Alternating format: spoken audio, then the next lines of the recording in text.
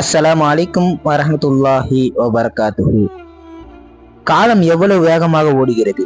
இதோ நம் வாசலுக்கு வந்து நின்ற ரமலான் இப்போது விடைபெற தயாராகிவிட்டது. நம் உள்ளங்களில் ஈமானிய ஒளியை ஏற்றி நம் பாவக்கரைகளை கழுவி நம்மை புனிதப்படுத்த வந்த அந்த மேலான மாதம் கண்ணீர் மல்க நம்மிடமிருந்து பெறுகிறது. இந்த ஒரு மாதம் நாம் எப்படி இருந்தோம்? பசியோடு இருந்தாலும் இறைவனுக்காக பொறுமை காத்தோம். இரவு நேரங்களில் உறக்கத்தை தியாகம் செய்து தராவிக் தொழுகை நின்றோம். நாவுகளை கட்டுப்படுத்தினோம், கைகளை தர்மத்திற்காக நீட்டினோம்.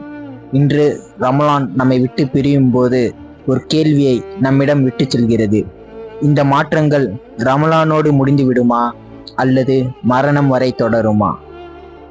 விடைபெறும் ரமலானே, எங்களில் எத்தனை பேர் உன்னை சரியாக பயன்படுத்தினோம் என்று தெரியவில்லை. எங்களின் குறைகளை மன்னித்து விடு. எங்களின் நோன்புகளை, தொழுகைகளை, கண்ணீர் துளிகளை அந்த இறைவனிடமிருந்து சாட்சியாக சொல்.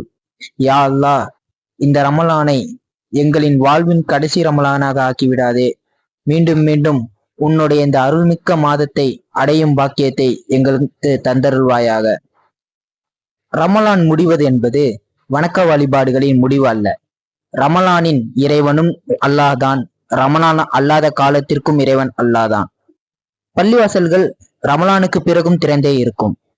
ஏழைகளின் பசி ரமலானுக்கு பிறகும் தொடரத்தான் செய்கிறது.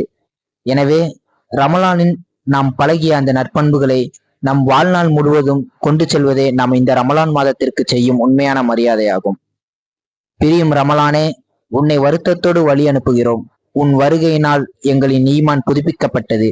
இன்ஷா அல்லாஹ் அடுத்த ஆண்டும் உன்னை சந்திக்கும் ஆவலோடு காத்திருப்போம். அஸ்ஸலாமு அலைக்கும் வரஹ்மத்துல்லாஹி வபரகாத்துஹு.